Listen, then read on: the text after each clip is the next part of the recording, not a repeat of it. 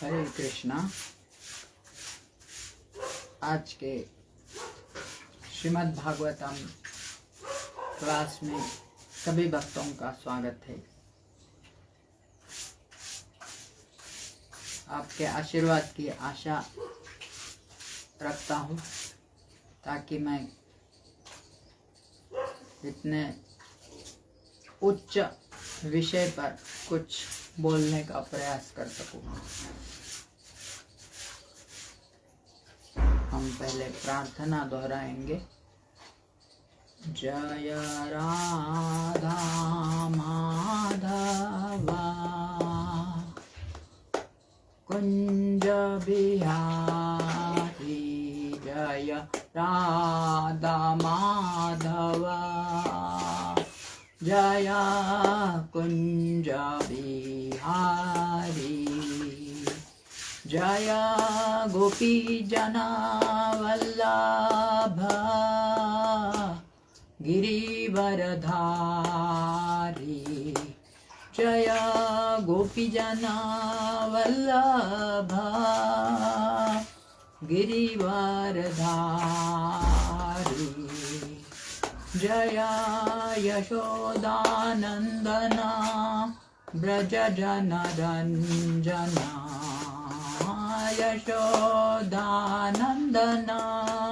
ब्रज जनरंजना, यमुना तीरावन चारी, यमुना तीरावन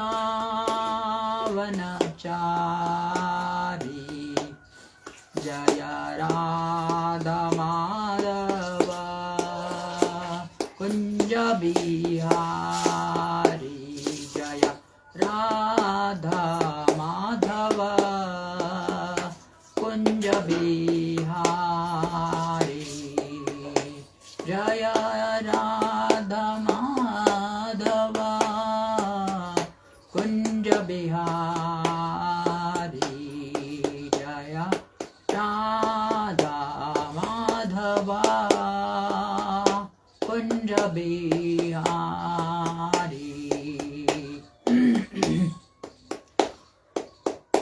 हरे कृष्णा कृष्णा कृष्णा हरे हरे, हरे राम राम राम हरे हरे, हरे कृष्णा कृष्णा कृष्णा हरे हरे, हरे राम राम राम हरे हरे, हरे कृष्णा कृष्णा कृष्णा हरे हरे, हरे राम राम राम हरे हरे, हरे कृष्णा कृष्णा कृष्णा हरे हरे, हरे राम राम राम हरे हरे, हरे कृष्णा कृष्णा कृष्णा हरे हरे, हरे राम राम राम हरे हरे, हरे कृष्णा कृष्णा कृष्णा हरे हरे, हरे राम राम राम हरे हरे, हरे कृष्णा कृष्णा कृष्णा हरे हरे, हरे राम राम हरे हरे, जय राधा गोपीनाथ राधे, जय राधा गोपीनाथ राधे,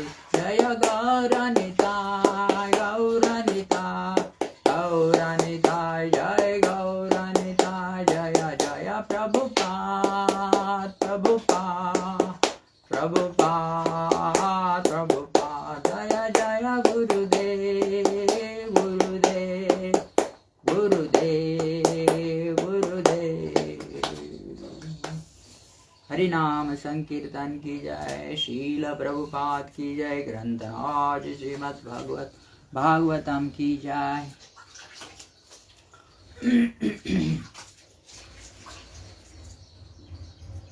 तो आज हम पढ़ रहे हैं छठे स्कंद से, जिसका शीर्षक है मनुष्य जीवन के कर्तव्य, और अध्याय का नाम है अजामिल के जीवन का इतिहास।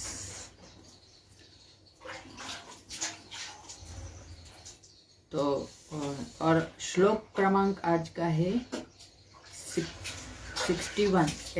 61 नंबर का श्लोक है। छठा स्कंद, पहला अध्याय और 61वां श्लोक। हम पठन करते हैं श्लोक का। पॉसिबल है तो दोहराइए। दृष्ट्वा ताम कामलिप्तेन बाहुना परिरंभितां जगाम हृच्छयवशं सहसैव विमोहितः। दृष्ट्वा त्वां कामलिप्तेन बाहुना परिरंभितां जगाम हृच्छयवशं सहसैव विमोहितः।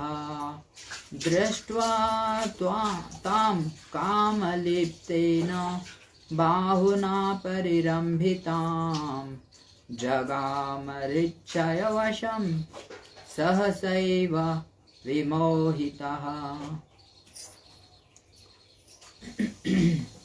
शब्दार्थ इस प्रकार है। दृष्ट्वा देखकर, ताम उस वेश्या को, कामलिप्तेन काम इच्छाओं को उद्दीप्त करने के लिए हल्दी लगाए हुए, बाहुना बाह से, परिरंभिताम आलिंगित, जगाम चला गया, हृतक्षय हृदय के भीतर काम इच्छाओं का वशम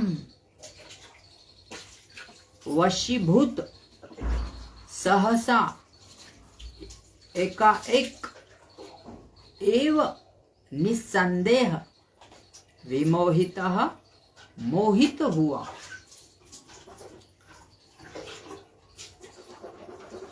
अनुवाद तथा तात्पर्य। By His Divine Grace, अभय चरणारविंद भक्ति वेदांत स्वामी श्रील प्रभुपाद। यह शूद्र हल्दी के अनुवाद इस प्रकार से है। यह शूद्र हल्दी के चूर्ण से अपनी बाहें चमकाए हुए था और उस वेश्या का आलिंगन कर रहा था।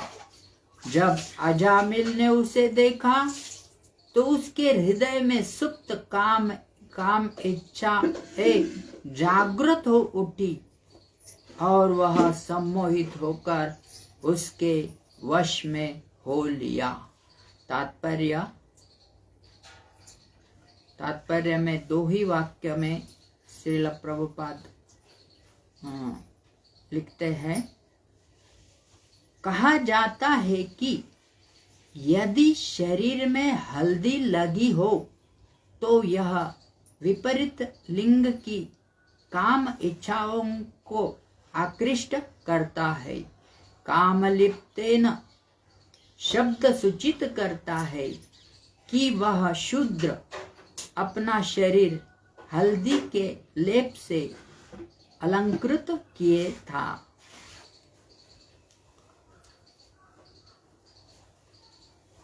यह शूद्र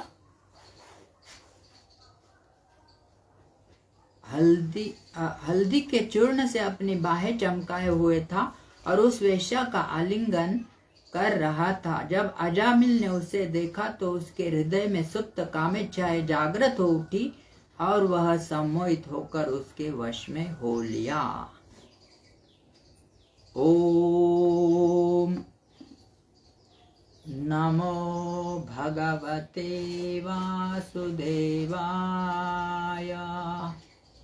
ओम नमो भगवते वासुदेवाय।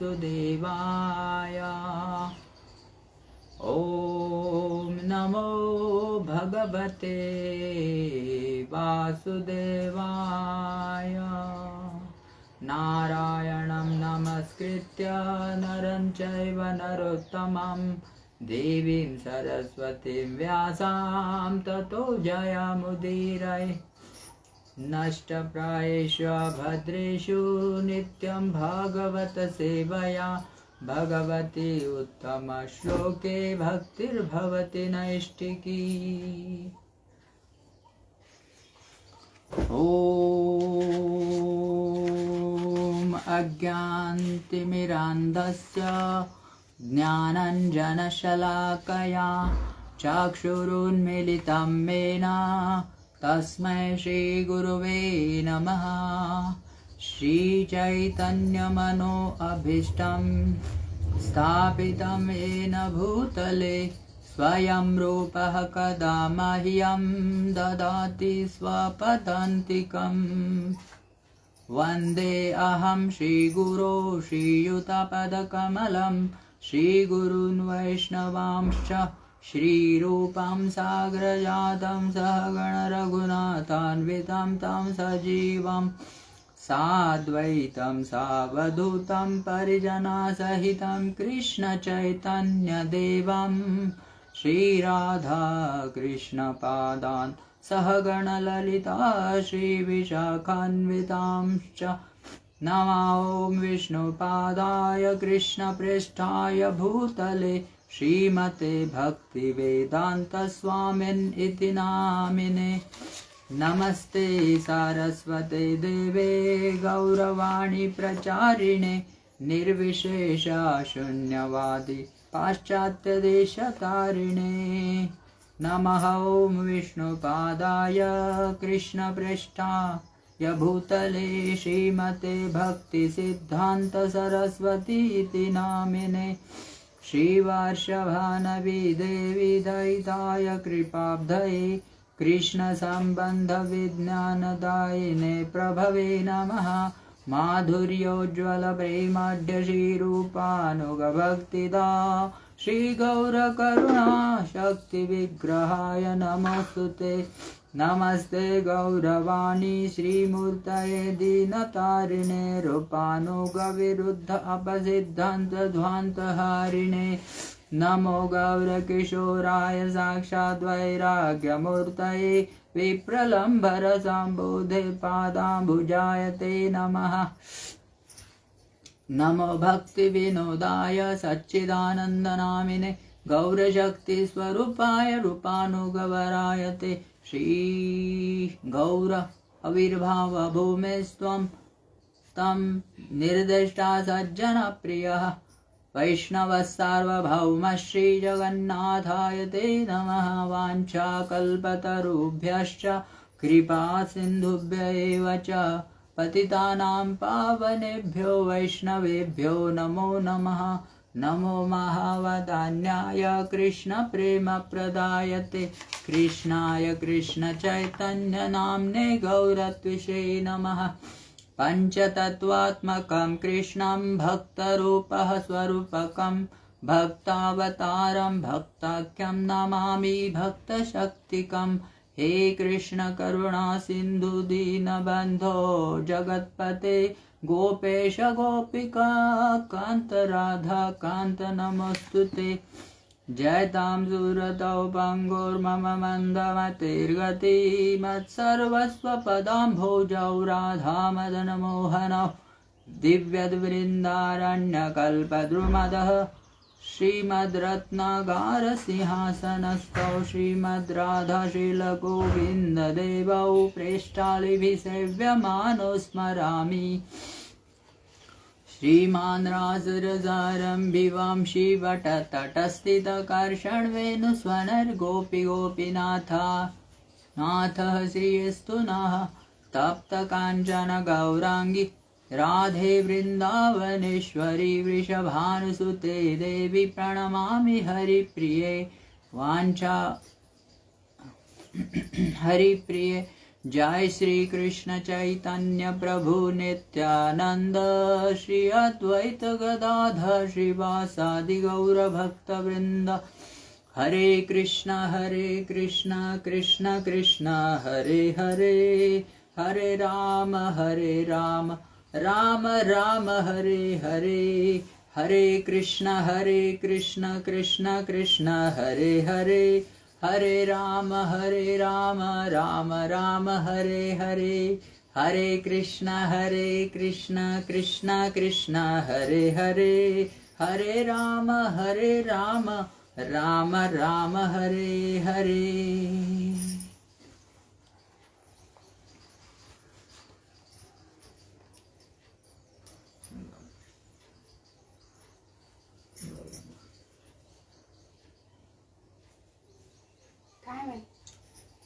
तो आज के श्लोक में हम पढ़ रहे हैं, दृष्ट्वा ताम कामलिप्तेन बाहुना परिरंभिताम जगाम हृच्छयवशं सह सैव विमोहितः। यह शूद्र हल्दी के चूर्ण से अपनी बाहें चमकाए हुए था और उस वेश्या का आलिंगन कर रहा था। जब अजामिल ने उसे देखा तो उसके हृदय में सुप्त काम इच्छाएं जागृत हो उठी और वह सम्मोहित होकर उसके वश में हो लिया। तो बहुत ही सुंदर ढंग से इस श्रीमद् भागवतम में आज का जो समाज है उसका प्रतिनिधित्व करने के लिए अजामिल के उदाहरण के द्वारा शुकदेव गोस्वामी हम सभी को कह रहे हैं कि अजामिल ने तो एक ही दृश्य एक बार उसके जीवन में देखा और उसका पतन हो गया, और अजामिल की कृपा से हम शुकदेव गोस्वामी के श्री मुख द्वारा समझ सके है कि कैसे हमारा पतन होता है। तो उस समय अजामिल जंगल में गया था, तो और वह अकेला था। एक ही दृश्य उसने देखा, लेकिन आज तो हर एक व्यक्ति के जेब में ही एक अजामिल नहीं, हजारों लाखों अजामिल वेश्याएं, और वह जो शूद्र है उसके दृश्य हम 24 घंटा देख रहे हैं और हमारे मन पर उसका प्रभाव हो रहा है।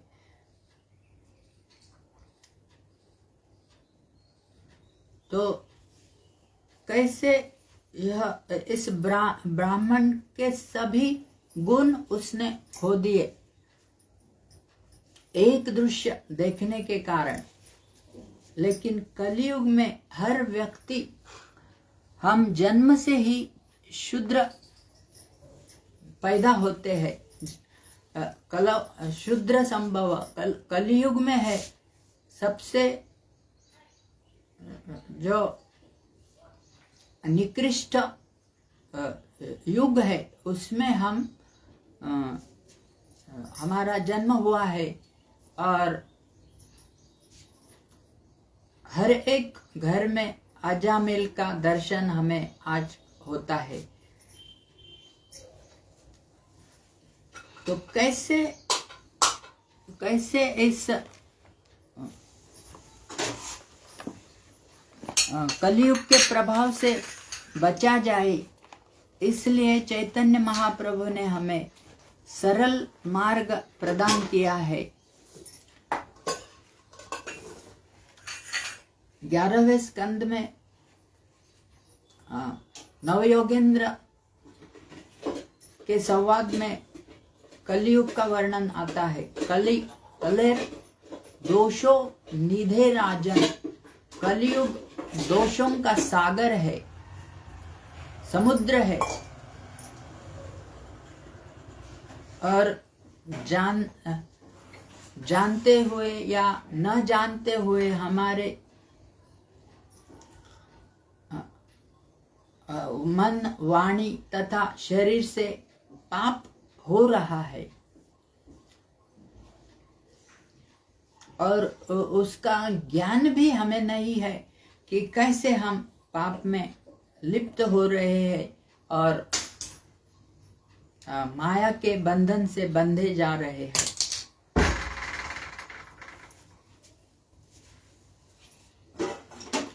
तो प्रभुपाद जी ने इस अजामिल के प्रसंग पर एक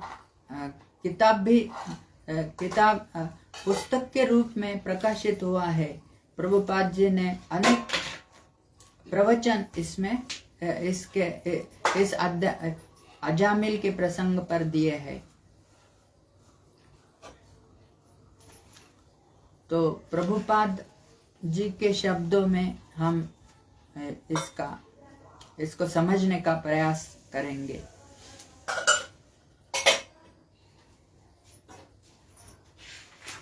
तो इसके पहले श्लोकों में यमदूतों ने आगे कहा, प्रारंभ में इस अजामिल नामक ब्राह्मण ने समस्त वैदिक ग्रंथों का अध्ययन किया था। वह अच्छे चरित्र, अच्छे सदाचार तथा अच्छे गुणों का आगार था। वैदिक आदेशों का कड़ाई से पालन करने से वह अत्यंत मृदु तथा भद्र था और वह अपने मन तथा इंद्रियों को वश में रखता था। इतना ही नहीं, वह सदैव सत्यवादी था। वह वैदिक मंत्रों का उच्चारण करना जानता था और वह अत्यंत पवित्र भी था। अजामिल अपने गुरु, अग्निदेव, अतिथियों तथा अपने घर के वृद्ध जनों का अत्यधिक आदर करता था। निस्संदेह वह मिथ्या प्रतिष्ठा, अहंकार से मुक्त था। वह सरल, सभी जीवों पर उपकार करने वाला तथा शिष्ट था। वह न तो व्यर्थ की बातें करता, न ही किसी से द्वेष करता। एक बार अपने पिता की आज्ञा अनुसार अजामिल जंगल में फल, फूल तथा समित और कुश एकत्र करने गया। घर लौटते समय उसने एक शूद्र को निर्लज्जता पूर्वक एक वेश्या का आलिंगन करते तथा चुंबन लेते देखा। वह शूद्र भी हंसता गाता रहा और इस तरह आनंदमग्न हो था मानो यही उचित आचरण हो। शूद्र तथा वेश्या दोनों ही मद्यपान किए हुए थे। वेश्या की आंखें नशे से नाच रही थी और उसके वस्त्र शिथिल हो चुके थे। अजामिल ने उन्हें इस अवस्था में देखा। वह शूद्र अपनी बाहों में हल्दी पोते था और वेश्या का आलिंगन कर रहा था। जब अजामिल ने उसे देखा तो उसके हृदय में सुप्त काम वासना जागृत हो उठी और मोहवश वह उसके वश में हो गया। उसने किसी भी स्त्री की ओर न देखने तक का शास्त्रों का उपदेश स्मरण करने का धीरता पूर्वक बहुतेरा प्रयास किया। इस ज्ञान तथा अपनी बुद्धि के सहारे उसने अपनी काम इच्छाओं को वश में करने का भरसक प्रयास किया, किंतु अपने हृदय के भीतर कामदेव के वेग के कारण वह अपने मन पर काबू न पा सका। तो भगवत गीता में भी वर्णन आता है कि इंद्रियां बहुत बलवान है और उन्हें वश में करना हमारे जैसे साधारण जीवों को अत्यंत कठिन है। लेकिन हम आचार्यों के उदाहरणों के द्वारा समझ सकते हैं कि अभी विश्वामित्र मुनि हजारों साल तपस्या करके भी उनका पतन हुआ। सौभारी मुनि अनेक वर्षों की तपस्या, उन्होंने केवल एक मछलियों को दो मछलियों का संग देखकर उनका पतन हो गया।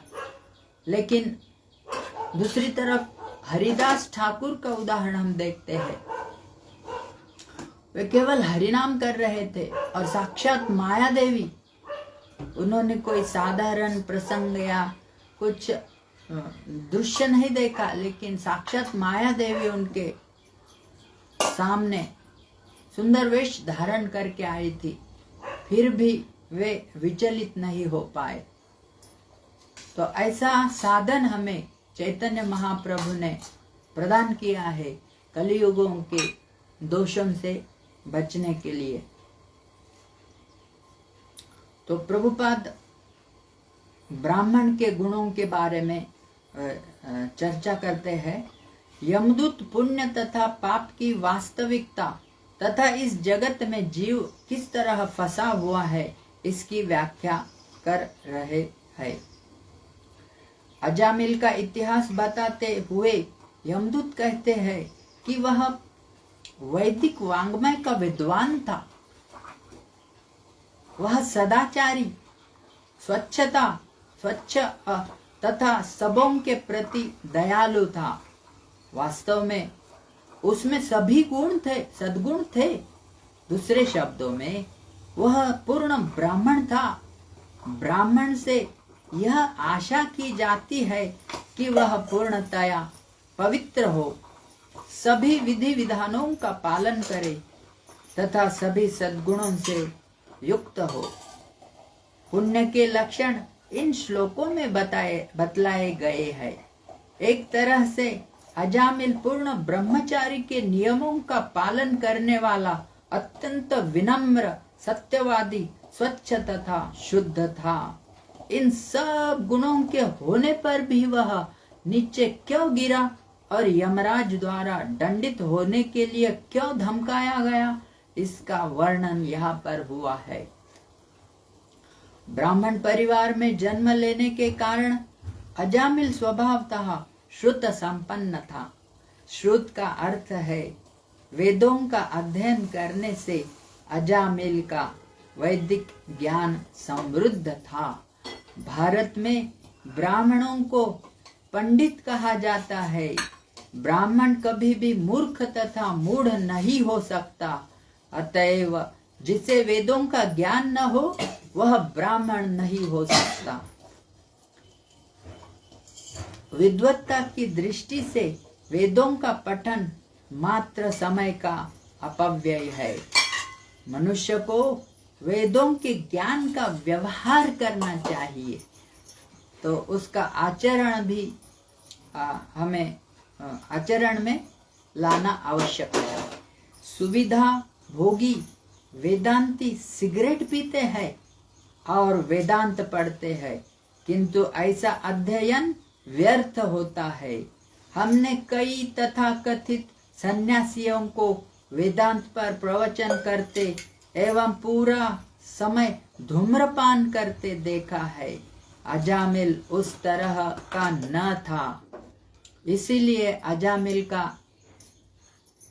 अजामिल का संदर्भ, अजामिल की कथा श्रीमद् भागवतम में आज तक कही जा रही है। अजामिल उस तरह का न था। वह वैदिक वांग्मय का विद्वान और सदाचारी था। ब्राह्मण को चाहिए कि गुरु के मार्गदर्शन में वेदों का अध्ययन करे। उपनयन संस्कार की शुद्धिकरण प्रक्रिया के बाद वह द्विज बन जाता है। इस अवसर पर उसे जनेऊ पहनाया जाता है। यह वह चिन्ह है जिससे हम समझ सकते हैं कि उस व्यक्ति ने विधिवत गुरु स्वीकार कर लिया है। तस्मात् गुरुं प्रपद्येत जिज्ञासुः श्रेयः उत्तमम्। अर्जुन ने भी जब तक भगवान श्री कृष्ण को गुरु के रूप में स्वीकार नहीं किया तब तक भगवान उसे ज्ञान नहीं देते हैं। यह एक प्रकार का बिल्ला है। तो गुरु जो द्विज नहीं है वह वेदों को समझने का पात्र नहीं होता। ऐसा नहीं है कि थोड़ी सी संस्कृत जान लेने से ही वह वैदिक ज्ञान में दक्ष हो जाता है।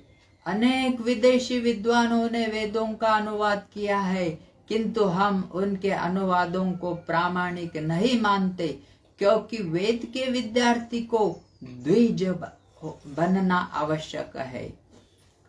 जब मनुष्य सत्यवादी बन जाता है, अपने मन तथा इंद्रियों को वश में रख सकता है, स्वच्छ, सरल तथा सहिष्णु होता है, ज्ञानवान होता है और जीवन में ज्ञान का व्यावहारिक प्रयोग कर सकता है और ईश्वर या कृष्ण में पूर्ण श्रद्धा रखता है, तो वह द्विज होता है।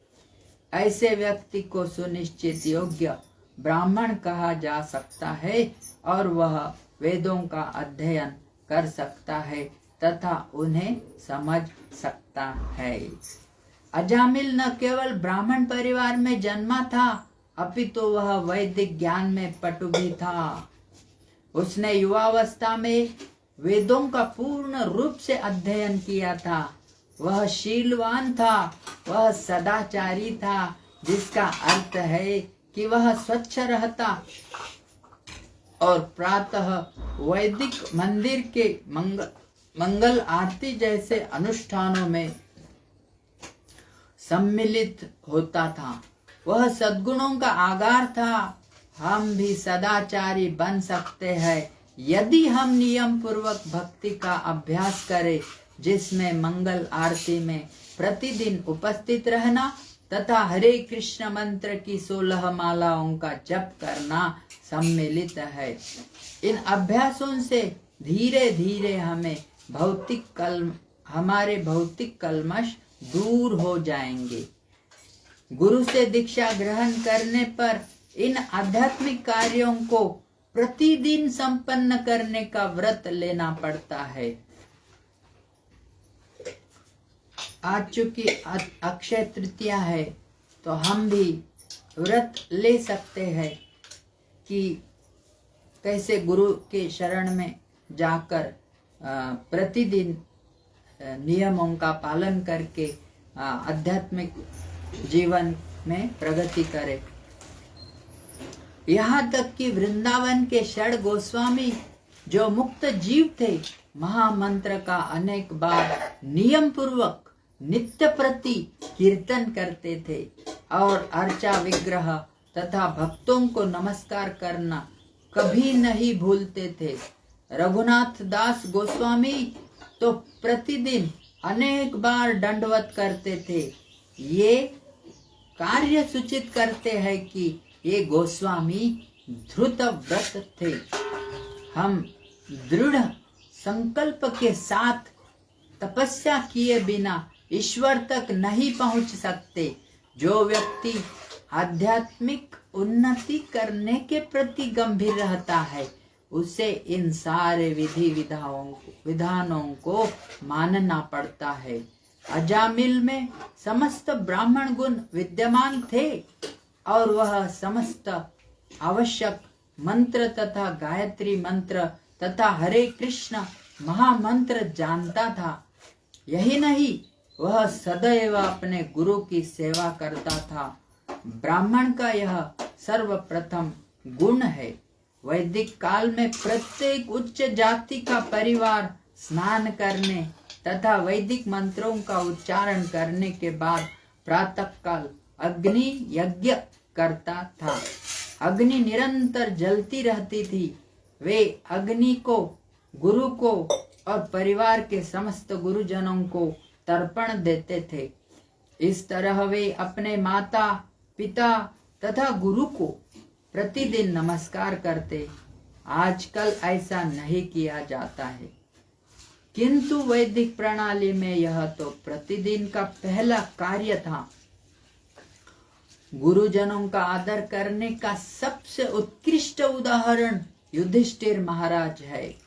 कुरुक्षेत्र के युद्ध के बाद युधिष्ठिर तथा उनके चारों भाई प्रतिदिन अपने ताऊ धृतराष्ट्र को नमस्कार करने जाते थे।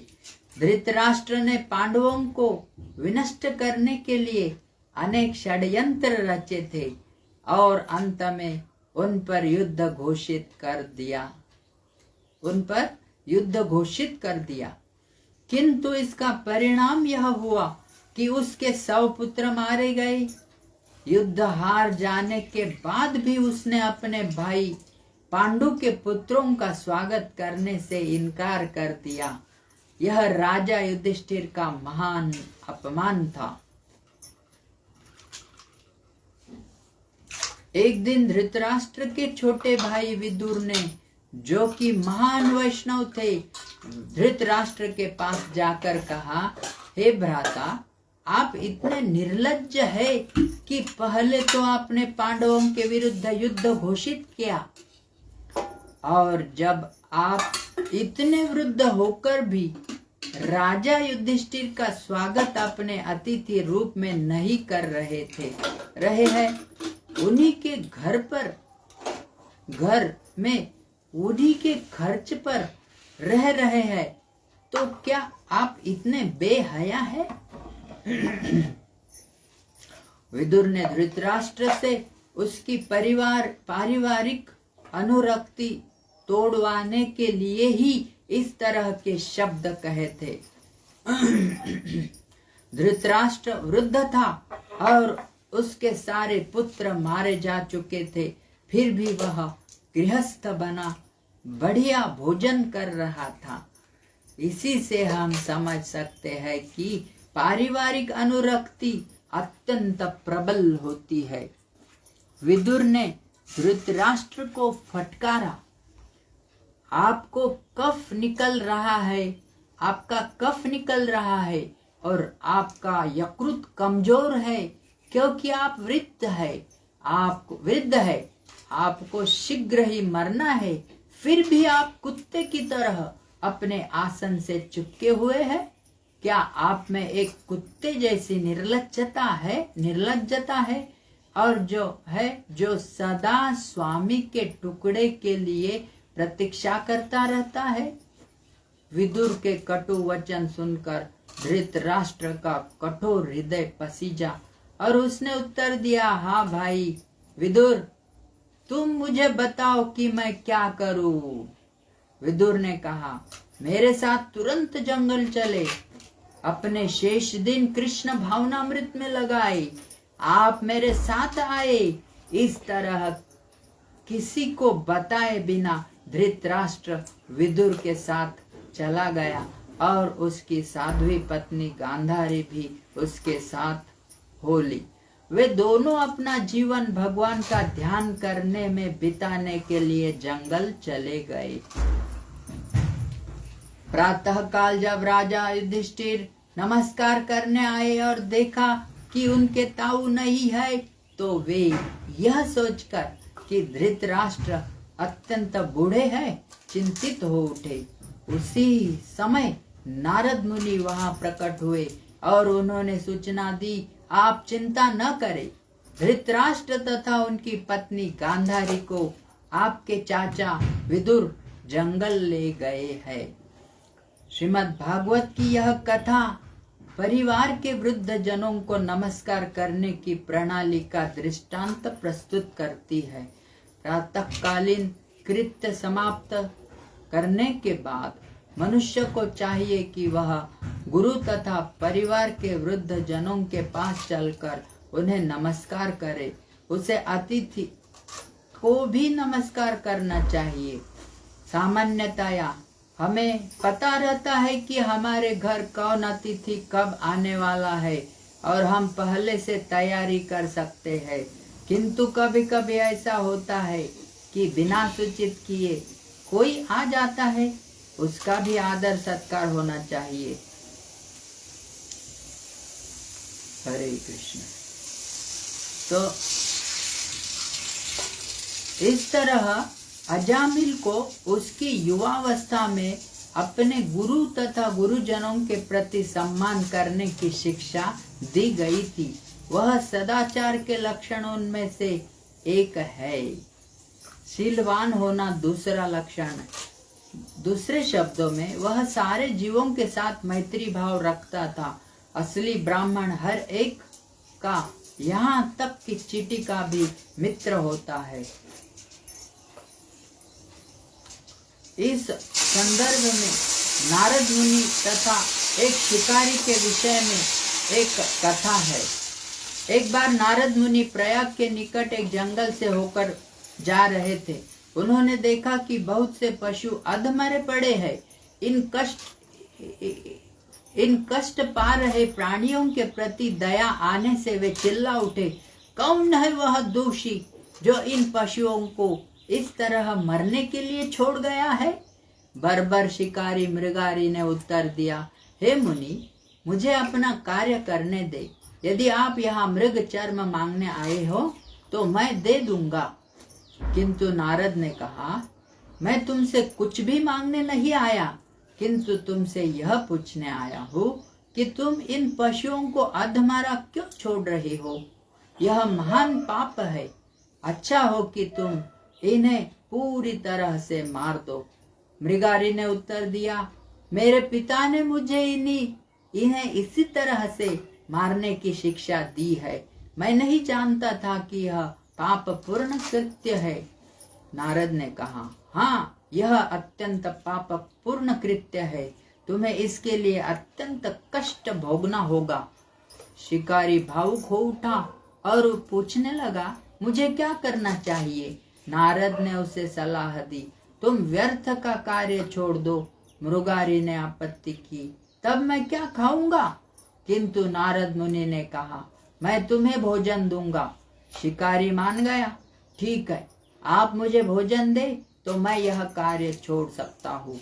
तब नारद मुनि ने मृगारी से अनुरोध किया कि वह गंगा के तट पर बैठकर पवित्र तुलसी के पौधे के समक्ष हरे कृष्ण का जप करे। नारद मुनि निकट के गांव में गए और यह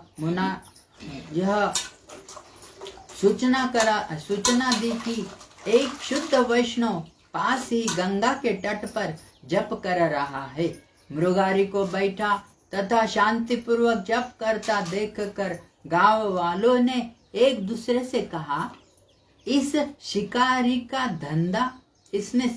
का धंधा छोड़ दिया है और हरे कृष्ण का जप कर रहा है। वे नियमित रूप से मृगारी को देखने गंगा के तट पर आने लगे। कोई चावल लाता, कोई दाल, कोई फल, कोई इस तरह वहां भोजन का ढेर लगने लगा।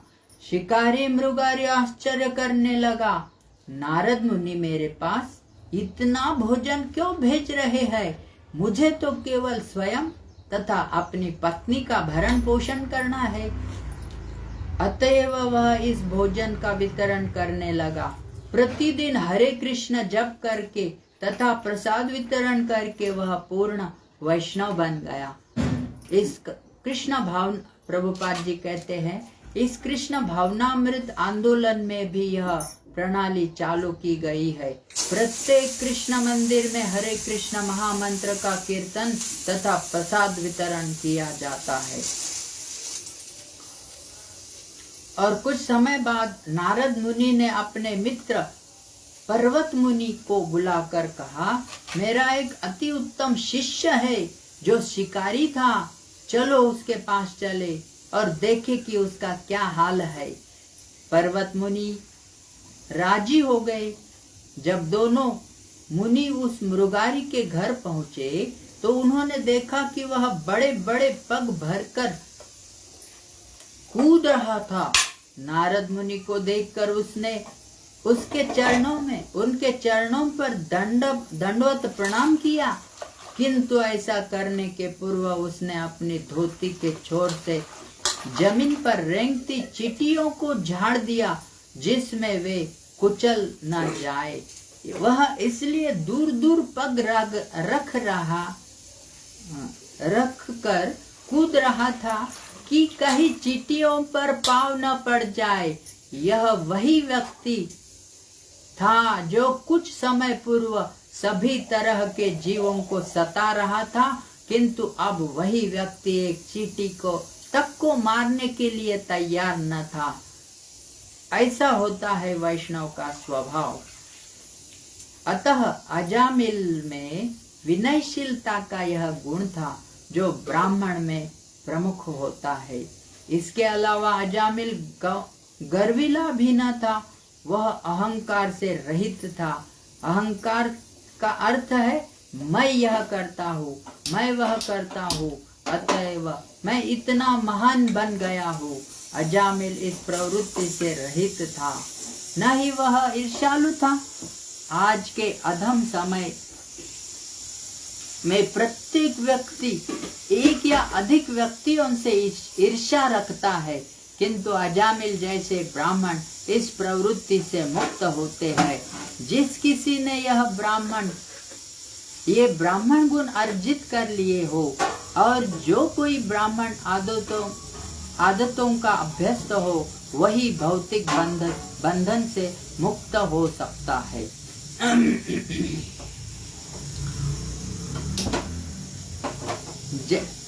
यौन आकर्षण से विनष्ट। तो प्रभुपाद जी हमें सावधान करते हैं कि कैसे अपोजिट सेक्स के आकर्षण से बचे। जैसा कि इन श्लोकों में कहा गया है, दुर्भाग्यवश अजामिल ने अपना ब्राह्मण पद खो दिया। एक बार युवक अजामिल अर्चा विग्रह।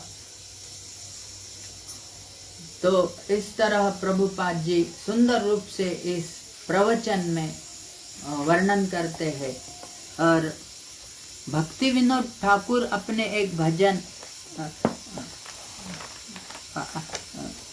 भजन में लिखते हैं कि कैसे एक साधारण मनुष्य कैसे उसका जीवन पापमय कृत्यों में बीतता है। ये भजन गाएंगे हम। और सभी शास्त्रों का सारांश इन भजनों में हमारे आचार्यों ने दिया है। किसी को शास्त्र पढ़ना भी न आता हो या तो वह इन भजनों का लाभ लेकर अपने जीवन को सार्थक बना सकता है। तो जब तक हम दैन्य नहीं बनते हैं तब तक हमें आध्यात्मिक लाभ पूर्ण रूप से नहीं हो सकता। तो इस भजन में श्रील भक्ति विनोद ठाकुर लिखते हैं, आमार जीवन सदा पापे रत नाहिक पुण्यर लेश परे रे उद्वेग दियाची जे कतो दियाची जीवेर क्लेश।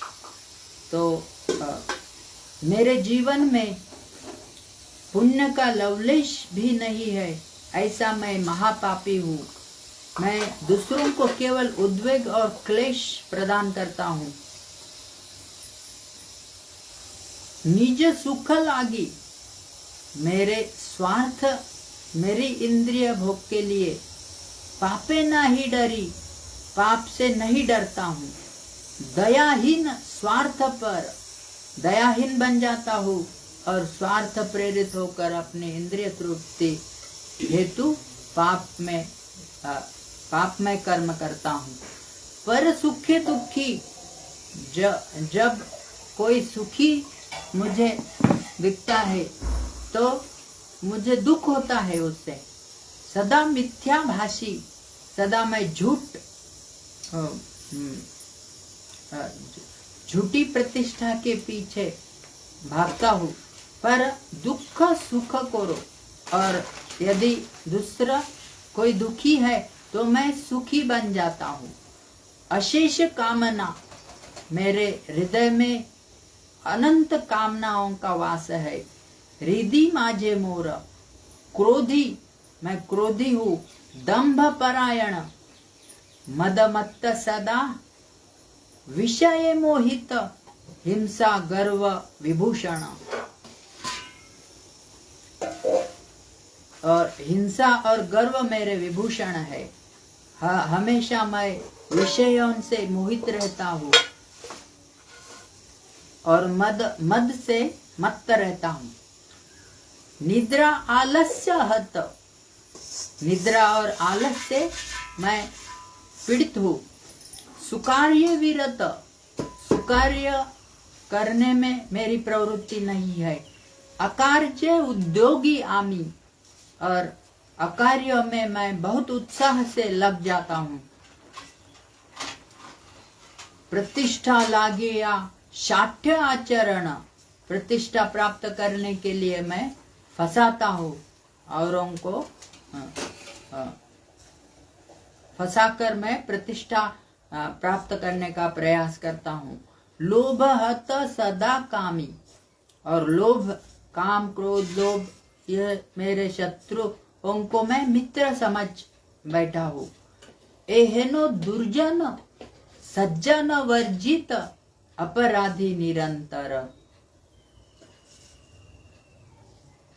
मेरे जैसा दूसरा, मैंने दुर्जनों का संग करके सज्जनों को वर्जित त्याग किया है। अपराधी, इसलिए मैं निरंतर अपराध करता रहता हूँ। शुभ कार्य शून्य, सदा अनर्थ मन, नाना दुखे जर जर। वार्धक्य एको न, उपाय विहीन, ताते दीन अकिंचन, भक्ति विनोद, प्रभुर चरणे, करे दुख निवेदन। तो इस प्रकार हमारे अनेक आचार्यों ने अनेक भजनों को हमें प्रदान किया है।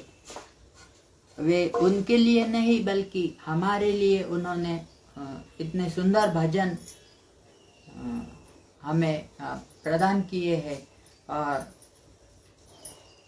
कलयुग के दोषों से हम इस जो हमें प्रभुपाद जी ने प्रणाली दी है, प्रक्रिया दी है, सुबह से लेकर रात को सोने के समय तक हम कैसे भगवान की सेवा में हमें पूर्ण रूप से संलग्न कर सकते हैं, इसके लिए पूर्ण रूप से व्यवस्था प्रभुपाद जी ने हमें प्रदान की है।